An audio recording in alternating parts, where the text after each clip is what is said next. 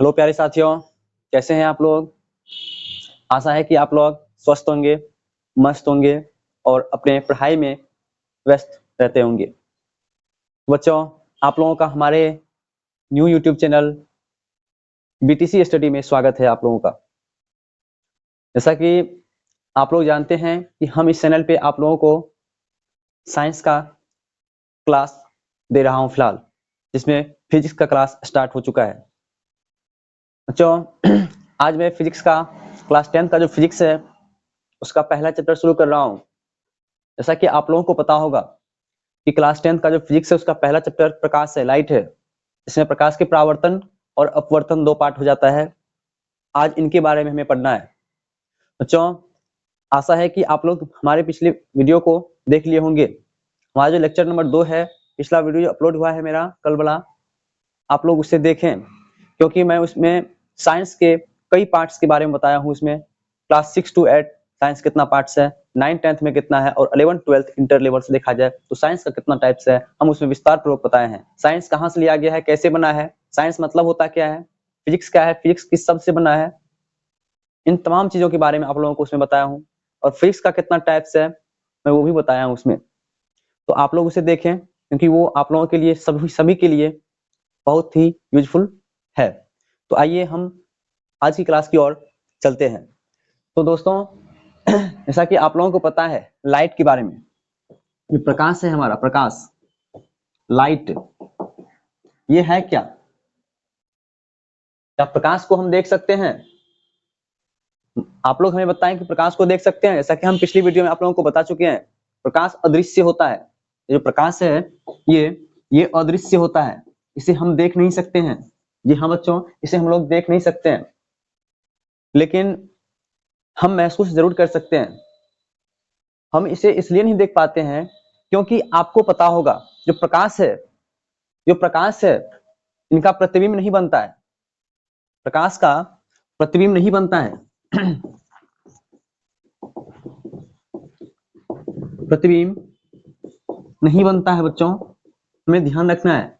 और जिसका प्रतिबिंब ही नहीं बनता है उसे हम बिल्कुल ही देख नहीं पाएंगे। जैसा कि हवा हो गया, हवा, क्या हवा का प्रतिबिंब बनता है? क्या हवा का प्रतिबिंब बनता है? बिल्कुल भी नहीं, हवा का भी प्रतिबिंब नहीं बनता है। इसलिए हम हवा को भी नहीं देख पाते हैं।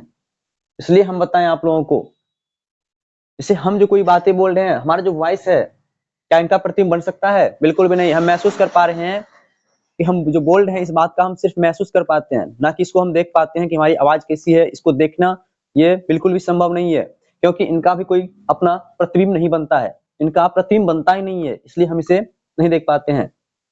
हाँ, अगर प्रकाश अदृश्य है तो हम प्रकाश के उन सातों रंगों को कैसे जान पाए कि प्रकाश जो है, श्वेत प्रकाश जो है वो 7 रंगों का है। तो आइए हम आपको बताता हूं विस्तार से। प्रकाश का कुछ एक जैसा कि अभी बताएं हम, जो श्वेत प्रकाश है, श्वेत प्रकाश ये 7 रंगों के मिलने से बना है। ये 7 रंगों के मिलने से बना है। जी हाँ बच्चों, ये श्वेत प्रकाश है हमारा 7 रंगों के मिलने से बना है। जो सूर्य का प्रकाश है ये 7 रंगों के मिलने से बना है। और आप लोग कहेंगे कि हम लोग इस बात का पता कैसे करें कि वास्तव में ये श्वेत प्रकाश जो है ये 7 रंगों से ही मिलकर बना है। बच्चों, साइंटिस्टों ने इनका प्रैक्टिकली रूप से प्रिज्म लेकर के देखा और किया। तो इसमें जो 7 रंग होता है आप लोग देखें, पहला होता है बैगनी, जामुनी, हरा, पीला, नारंगी, लाल। कितना हुआ बच्चों? देख लें, बैगनी, जामुनी, हरा 3 हुआ, पीला, नारंगी और लाल ये 6 हुआ। नी बे, आप लोगों को पता होगा ये बे, जा, नी, पी, ना, ला, ये बातें आप लोगों को पता होगा। बे बैगनी हो गया, जा जामुनी हो गया, नी नीला छूट गया बच्चों, एक नीला भी होगा यहाँ पे, नीला, नीला, ये 7 रंग। बेजानी पी नाला, इसे आप लोग याद रखें, बेजानी पीनाला, इसे याद रखें, आपको पता चल जाएगा इन सातों रंगों के बारे में। बैगनी, जामुनी, हरा, पीला, नीला, नारंगी और लाल, ये 7 रंग है बच्चों। इसे जो है प्रिज्म पर देखा गया, प्रिज्म पर प्रैक्टिकली रूप से देखा गया कि जैसे ही प्रिज्म पर प्रकाश श्वेत प्रकाश पड़ा, वो 7 अवयवी रंगों में बट गया, 7 रंगों में बट गया। जी हाँ बच्चों।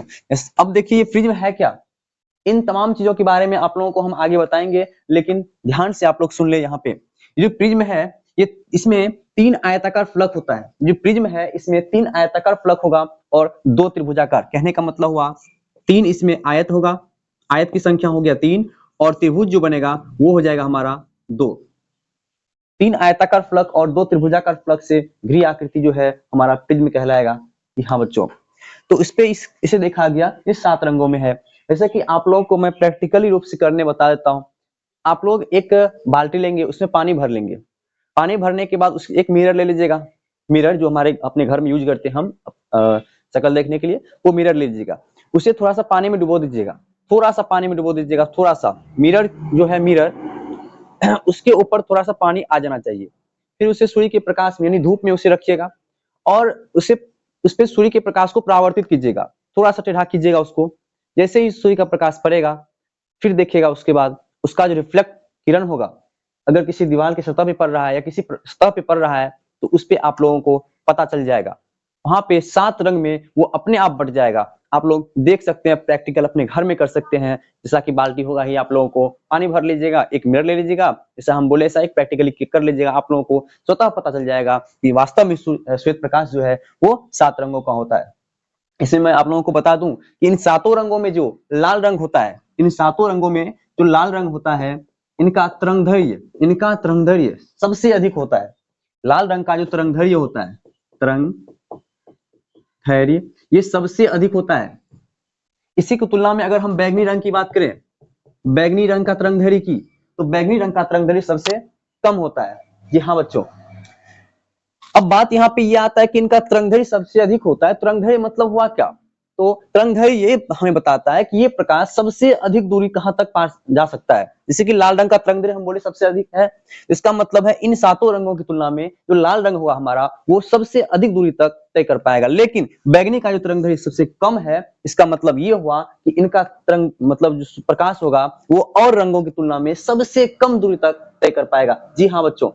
और आप लोगों को एक बात और बता दूं, ये लाल रंग है हमारा, इनका जो तरंगदैर्घ्य होता है वो होता है 7900 अंगस्ट्रम, 7900 अंगस्ट्रम। ध्यान रखिएगा इसे। तो इन तमाम चीजों के बारे में आगे है पढ़ने के लिए। वैसे हम अभी प्रकाश के बारे में डिस्कस कर रहे थे, इसलिए आ गया तो हम बता दिए आप लोगों को। तो हमें उम्मीद है कि इन बातों में आप लोगों को कोई डाउट नहीं होगा। अगर अब भी कोई डाउट है तो आप हमें बता सकते हैं। अगर आपको लग रहा है कि ये प्रकाश जो है ये अदृश्य नहीं, ये दृश्य है, तो हमें कमेंट करें। मैं आप लोगों को और भी अच्छा तरीका से समझा दूंगा, कमेंट के माध्यम से हो या फिर अगले वीडियो के माध्यम से हो, समझाने का मैं पूर्णतः प्रयास करूंगा। आप लोग ध्यान देंगे इसे। तो देखिए ये लाइट है। अगर हम किसी बंद कमरे में जाते हैं, अंधेरे कमरे में जाते हैं, तो हम सामने रखे चीजें को नहीं देख पाते हैं, बिल्कुल भी नहीं देख पाते हैं। क्यों? क्योंकि कहीं ना कहीं देखा जाए तो जब तक प्रकाश की उपस्थिति नहीं है, हम किसी चीज को देख भी नहीं पाते। जैसे प्रकाश की उपस्थिति है, हम किसी चीज को देख पा रहे हैं, हमारे सामने जो रखा हुआ है उस चीज को हम देख पा रहे हैं। इसका कहीं ना कहीं मतलब ये है कि उस चीज से, उस वस्तु से प्रकाश टकरा करके हमारी आंखों के रेटिना पर पड़ रही है। जी हाँ बच्चों, हमारे आंखों के रेटिना पर पड़ रही है, जिसके कारण हम किसी वस्तु को देख पाते हैं। कहीं न कहीं अगर हम बोलें तो हम अभी छत को इसलिए देख पा रहे हैं क्योंकि प्रकाश रिफ्लेक्ट होकर के रिफ्लेक्टेड किरण जो है हमारी आंखों के रेटिना पर पड़ रही है, इसलिए हम उसे देख पाते हैं। हमारे सामने कोई व्यक्ति बैठा हुआ है या खड़ा है, हम उसे इसलिए देख पाते हैं क्योंकि रिफ्लेक्टेड किरण जो है उनका, वो हमारे आंखों के रेटिना पर पड़ रही है। जी हाँ दोस्तों, जैसा कि आप लोगों को पता होगा कि किसी वस्तु का प्रतिबिंब हमारे आंख के रेटिना पर बनता है और वो प्रकाश की उपस्थिति के कारण ही होता है। तो आइए आगे देखते हैं हम। जो प्रकाश है हमारा, प्रकाश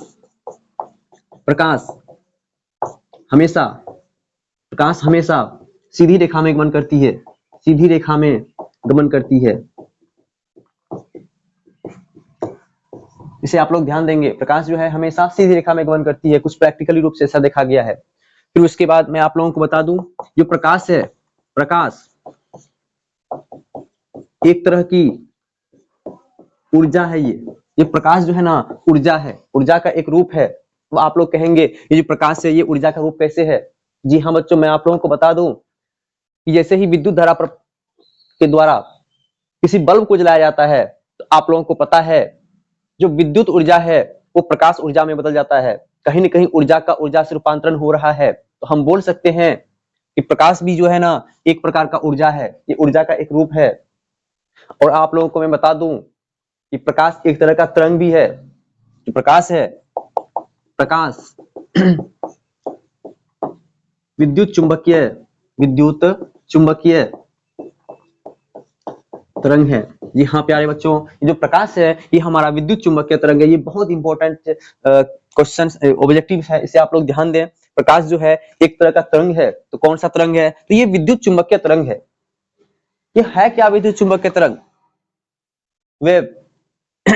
आप लोग ध्यान से देखें, ये जो विद्युत चुंबकीय तरंग है इसमें विद्युत क्षेत्र के साथ साथ चुंबकीय क्षेत्र भी बनता है।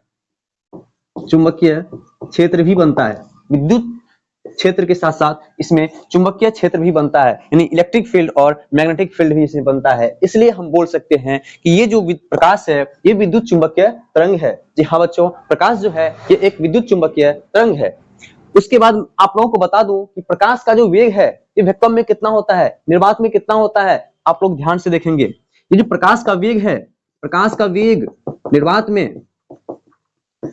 में 3 गुना 10 की पावर 8 मीटर पर सेकेंड होती है। यहाँ प्यारे बच्चों, प्रकाश का जो वेग है ये निर्वात में 3 गुना 10 की पावर 8 मीटर पर सेकेंड होती है। आप लोगों को पता चल गया होगा। चलते हैं हम आगे। अब तो देखिए बच्चों, इसके बाद मैं आप लोगों को बता दूं, ये बात है 19वीं शताब्दी का, 19वीं सदी का बात है ये।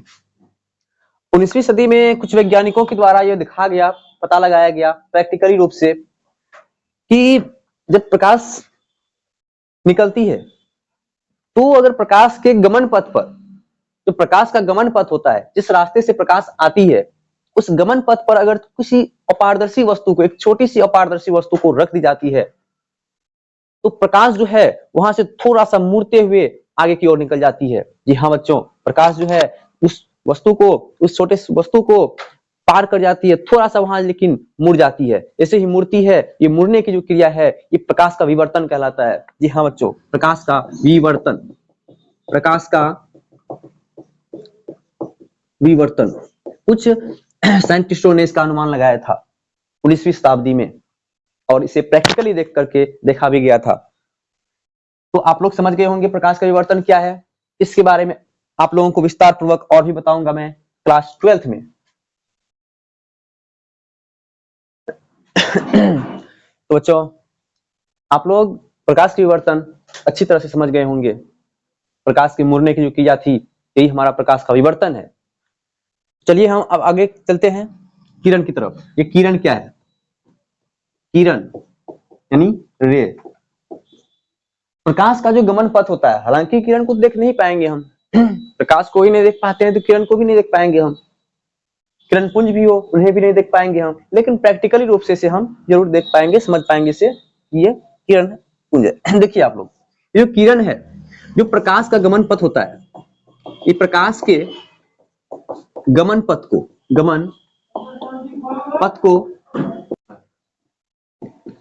को किरण कहते हैं। जी हाँ प्यारे बच्चों, प्रकाश का जो गमन पथ होता है इसी को हम लोग किरण कहते हैं।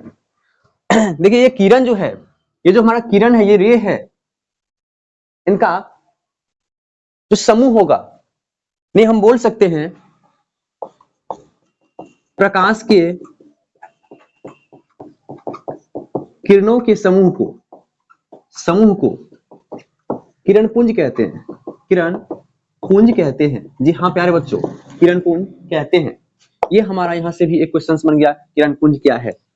किरण पुंज को ही हम अगर बोले तो इसी को हम प्रकाश पुंज कहते हैं। इसी को हम प्रकाश पुंज कहते हैं। प्रकाश पुंज, जी हाँ, प्रकाश पुंज यानी बीम ऑफ लाइट। किरण पुंज यानी बीम ऑफ लाइट, यानी किरणों के समूह होगा, रेज का जो समूह होगा उसी को हम लोग बोलेंगे किरण पुंज। अब आप लोगों को पता होगा ये जो किरण पुंज है इनका भी 3 टाइप्स होता है। मतलब हम आपको बता सकते हैं कि there are 3 types of beam of light. There are 3 types of beam of light, यानी कि प्रकाश पुंज जो है, ये किरण पुंज जो है, ये बीम ऑफ लाइट जो है, इसका 3 टाइप्स है, मतलब 3 प्रकार है इसका। यहाँ प्यारे बच्चों बीम ऑफ लाइट्स का 3 प्रकार है। पहला प्रकार देख ले आप। पहला प्रकार जो है आपका है पैरेलल बीम ऑफ लाइट।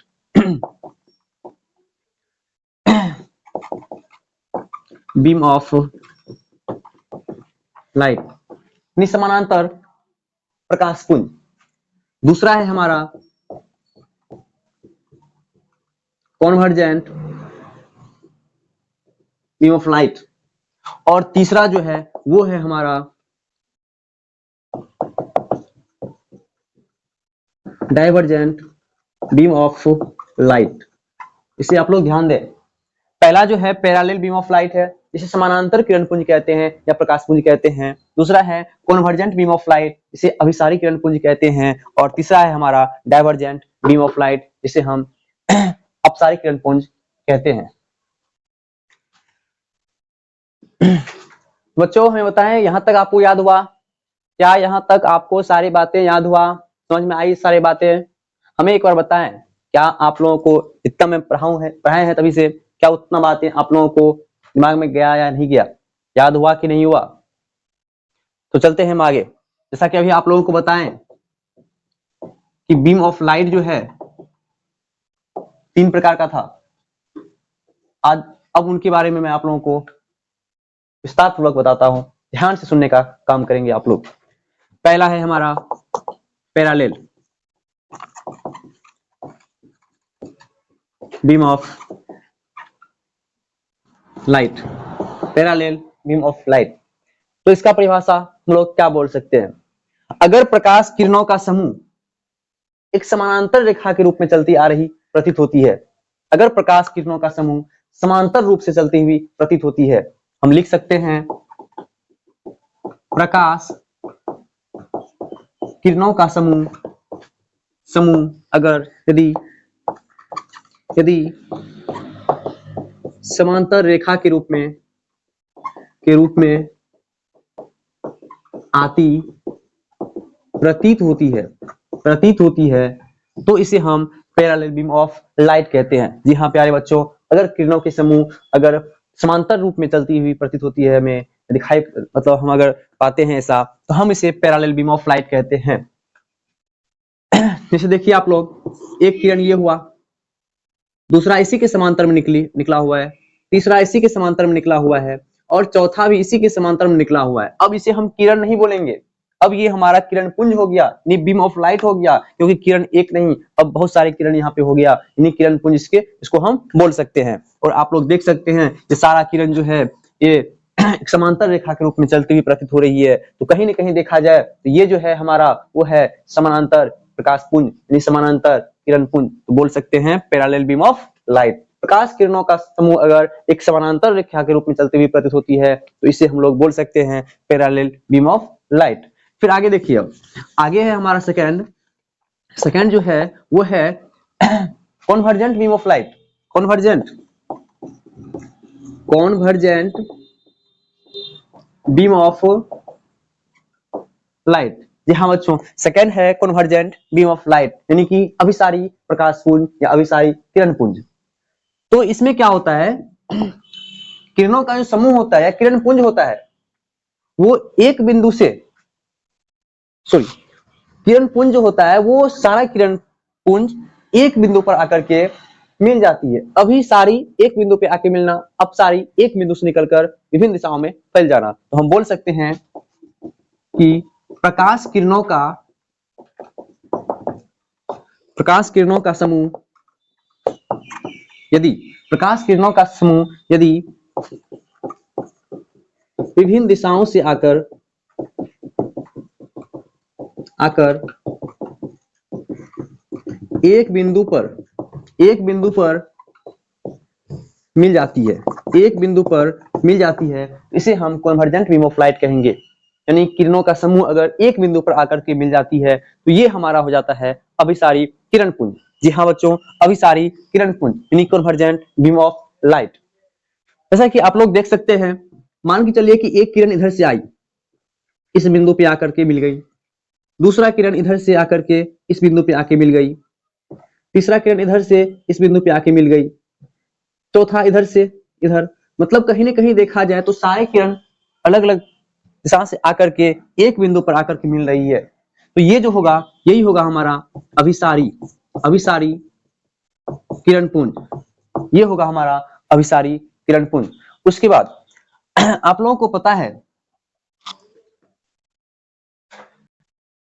कि अपसारी जो है, अपसारी किरण पुंज यानी कि डाइवर्जेंट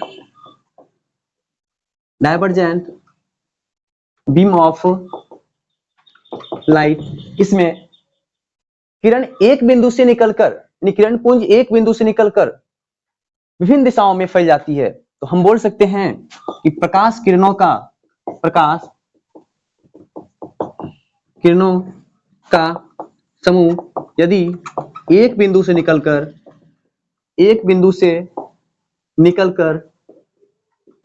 विभिन्न दिशाओं में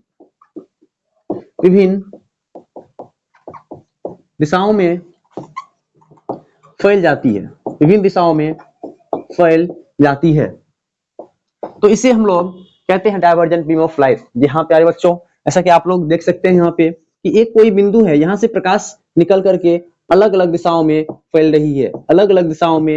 रही है, कहीं न कहीं देखा जाए तो इसे हम लोग बोल सकते हैं अपसारी किरण पुंज। जी हाँ, अपसारी किरण पुंज। हमें उम्मीद है कि आप ये तीनों जो पार्ट्स आपको बताएं हम बीम ऑफ लाइट का, आप लोग नोट कर लिए होंगे या फिर आपको याद भी हो गया होगा। तो बच्चों, हम अगले टॉपिक की ओर अब बढ़ेंगे। हमारा अगला टॉपिक जो है वो अब कुछ पदार्थ सब के बारे में, कुछ सब्सटेंस के बारे में बताएंगे आप लोगों को। पदार्थ के बारे सब्सटेंस के बारे में देखिए, पहला है हमारा आत्मदीप्त पदार्थ, सेल्फ लुमिनियस सब्सटेंस। ये जो आत्मदीप्त पदार्थ है, मैं एक और आप लोगों को लिख दूं, एक है प्रदीप्त पदार्थ, या इसी को हम अदीप्त भी बोल सकते हैं, अदीप्त पदार्थ। ये अदीप्त अच्छा लगता है, ये अदीप्त पदार्थ, और इसको हम बोलते हैं नॉन लेमोनियस सब्सटेंस। जी हाँ प्यारे बच्चों, ये हो गया हमारा अदीप्त पदार्थ, नॉन लेमोनियस सब्सटेंस। देखिए, आत्मदीप्त पदार्थ जो है ये होता क्या है, मतलब हम बोल सकते हैं कि ऐसा सब्सटेंस, ऐसा वस्तु, ऐसा ऑब्जेक्ट जिनके पास अपना खुद का प्रकाश होता है, खुद का प्रकाश, उसे हम लोग आत्मदीप्त पदार्थ यानी सेल्फ लुमिनियस सब्सटेंस कहते हैं। यहाँ प्यारे बच्चों, जिसके पास खुद का प्रकाश होता है उसे हम लोग सेल्फ लुमिनियस सब्सटेंस कहते हैं। जैसे सूर्य है, जैसे हम बोल सकते हैं सूर्य, इनके पास अपना प्रकाश है, इनके पास अपना प्रकाश है। जैसे हम बोल सकते हैं और तारा यानी तारे, इनके पास भी अपना प्रकाश है। तो ये सब के सब जो है हमारा सेल्फ लेमोनियस सब्सटेंस यानी कि आत्मदीप्त पदार्थ में आता है।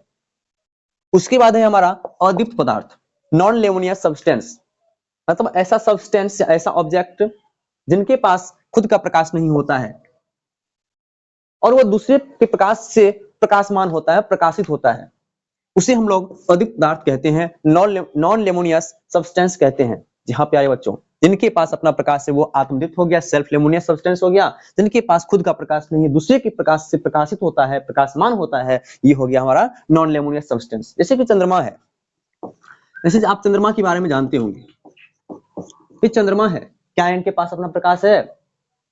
काफी बच्चों का सवाल रहता है कि क्या चंद्रमा के पास अपना प्रकाश नहीं है? प्रकाश भी रात में तो प्रकाशित होता है, अक्सर देखा जाता है, ऐसा प्रकाशित तो होता है। तो देखिए वो प्रकाशित होता है, हम भी कहेंगे वो प्रकाशित होता है, खुद के प्रकाश से नहीं। वो सूर्य के प्रकाश को, जो सूर्य का प्रकाश होता है, सूर्य के प्रकाश को ये परावर्तित कर देता है, परावर्तित कर देता है, और परावर्तित करने के बाद इसे पृथ्वी और अन्य ग्रहों तक भेज देता है। जो चंद्रमा, सूर्य का प्रकाश है, ये चंद्रमा पे पड़ता है, और आप लोगों को पता होगा इसका जो सतह है, इसका सतह वो चमकीला है। जो चंद्रमा का सतह है वो चमकीला है, और चमकीला होने के कारण जैसे ही सूर्य का प्रकाश इसके सतह पर पड़ता है तो रिफ्लेक्ट किरण जो होगा, रिफ्लेक्टेड किरण जो होगा वो डायरेक्टली वहां से पृथ्वी की ओर आता है, पृथ्वी पर पड़ता है और अन्य ग्रह पर भी पहुंच जाता है।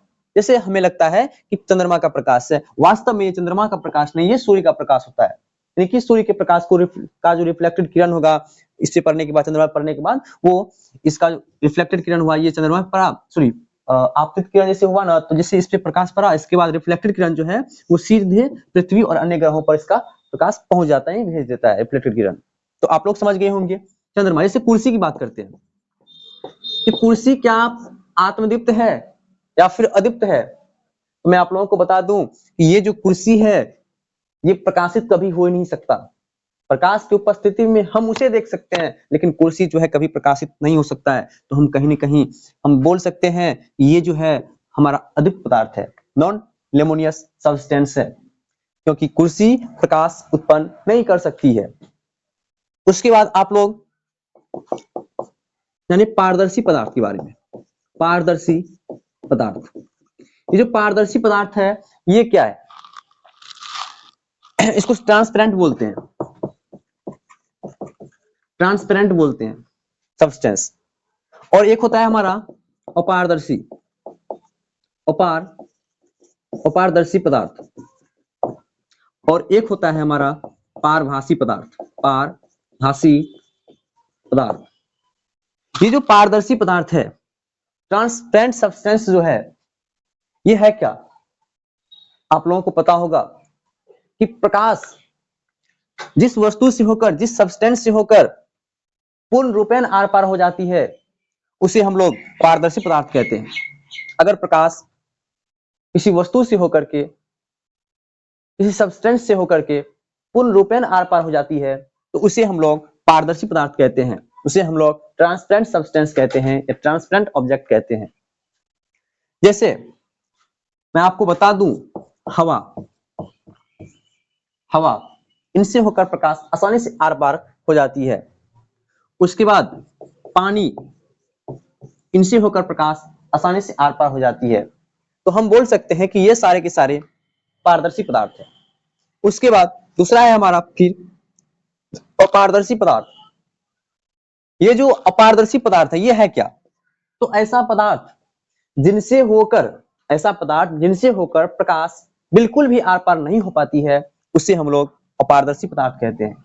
ऐसा पदार्थ जिनसे होकर प्रकाश बिल्कुल भी आर पार नहीं हो पाती है उसे अपारदर्शी पदार्थ कहते हैं। जैसे कि मैं आप लोगों को बता दूं, पत्थर, क्या पत्थर से प्रकाश आर पार हो सकता है? तो बिल्कुल भी नहीं, पत्थर से प्रकाश कभी भी आर पार नहीं हो पाता है पूर्ण रूपेण। उसके बाद एक है हमारा या बोल सकते हैं कांच, सॉरी कांच नहीं, लकड़ी, लकड़ी से भी प्रकाश पूर्ण रूपेण आर पार नहीं हो पाती है। तो हमें उम्मीद है कि इन पांचों बातों को आप लोग समझ गए होंगे, याद भी हो गया होगा आप लोगों को। तो प्यारे साथियों,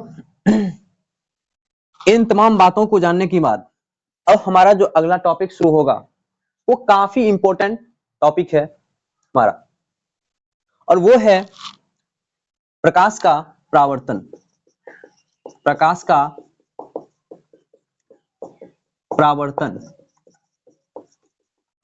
रिफ्लेक्शन ऑफ लाइट। अब इनके बारे में आप लोगों को मैं बताऊंगा, लेकिन बच्चों इन जो टॉपिक, ये टॉपिक जो शुरू हुआ है आपका प्रकाश का परावर्तन, इससे पढ़ने से पहले बहुत सारी चीजों का ज्ञान होना आवश्यक है। आपतित किरण जैसा हो गया, परावर्तित किरण हो गया, अभिलंब हो गया, आपतन कोण हो गया, परावर्तन कोण हो गया, इन तमाम बातों को जानना बेहद ही नेसेसरी ही आवश्यक है हमें। इसलिए मैं अब इन टॉपिक पे चर्चा विस्तार पूर्वक करूंगा अगले लेक्चर में। कि हाँ बच्चों, इसके बारे में मैं अगले लेक्चर में आप लोगों को विस्तार पूर्वक बताऊंगा।